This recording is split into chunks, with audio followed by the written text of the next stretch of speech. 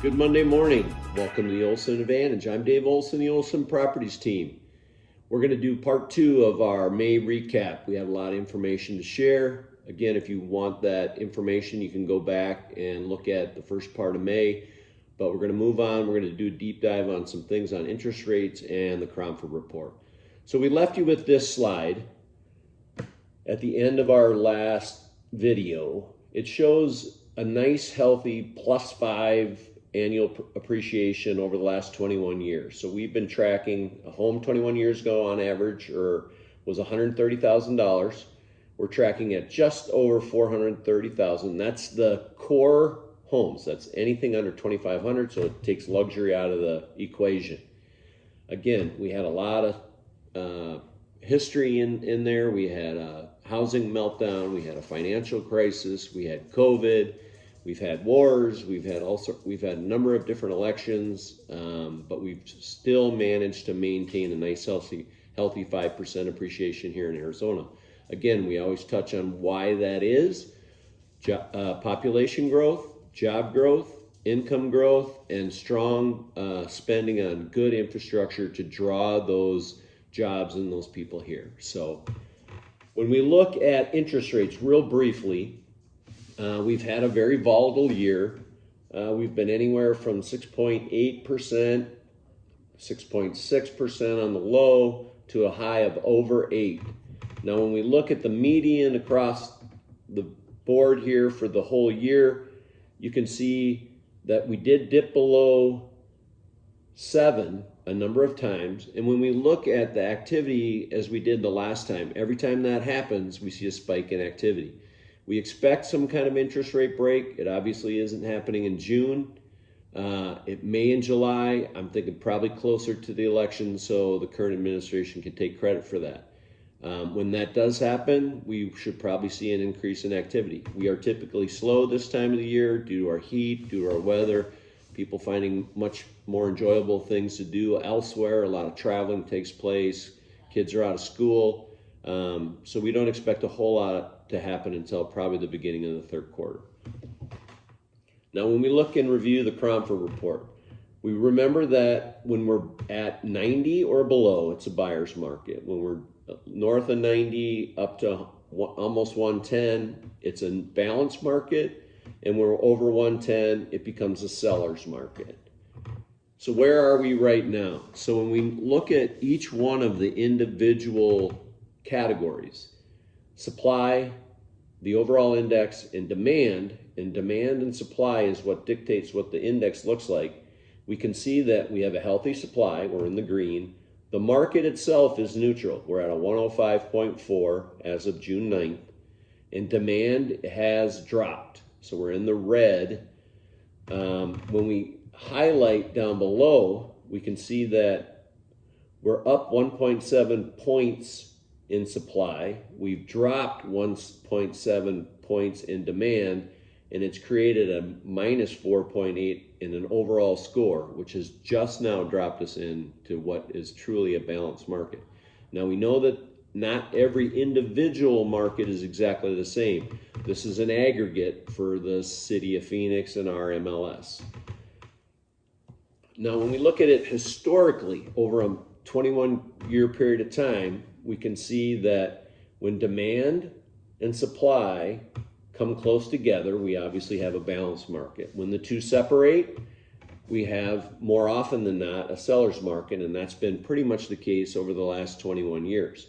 But there have been periods of time where it's come together. Now, when we zoom in where we are right now, we can see that we are at a balanced market because, again, those two factors have come together, supply and demand. The last time we crossed into a buyer's market was December of 22. It was a very brief period, about 4 weeks. And we always get that information ahead of time because Cromford is very much a forward-looking metric. So we knew, 4 to 6 weeks in advance that we were going to be in that type of market. And again, we left it very quickly because January is when things start all over here and business picks up and the weather gets good. And January is a typical time for people to renew all sorts of things from, losing weight, quitting smoking and buying and selling their home. So, but when we look at those same numbers across the last 21 years, we've had 5 incidences where we've been in a balanced and or buyer's market, and only 5 times.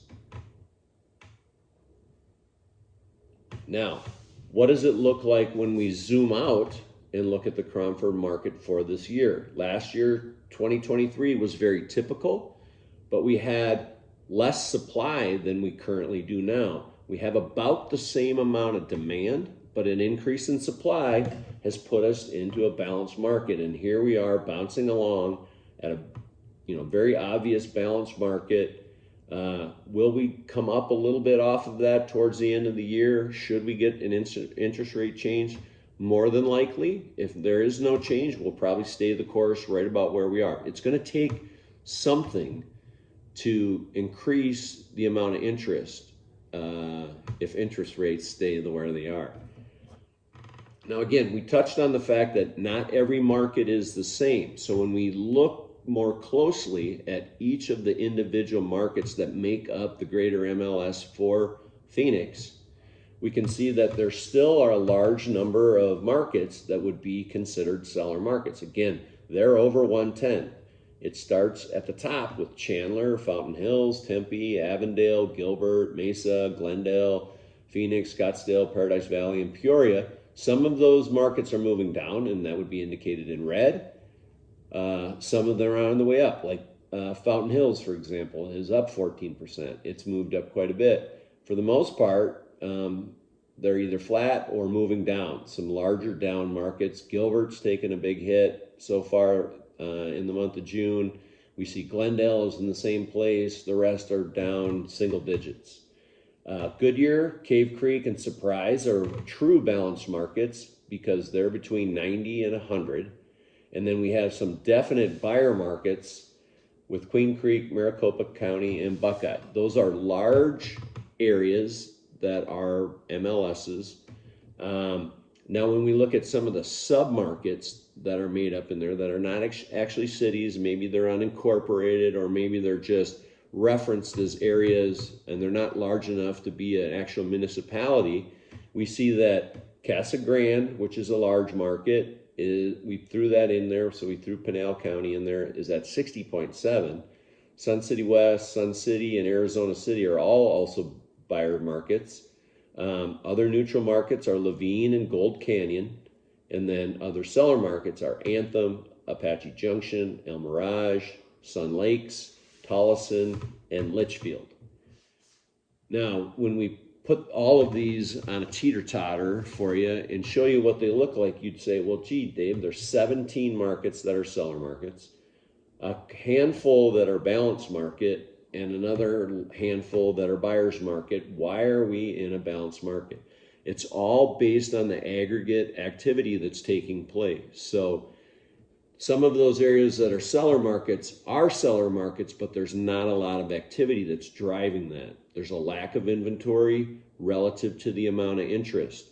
The reason the weighting is so heavily on the buyer's markets is there's a good amount of inventory relative to the interest. So those are areas where there's opportunity significantly on pricing, concession opportunities, and the like. And we're going to dive deeper into that and what's really pushing us along in this market in our next video. Hopefully you found all of this information useful. Again, if you ever have a question, you can always text the word answers to 59559, or you can call or text me directly at 623-570-4464. Thanks so much. Make it a great day.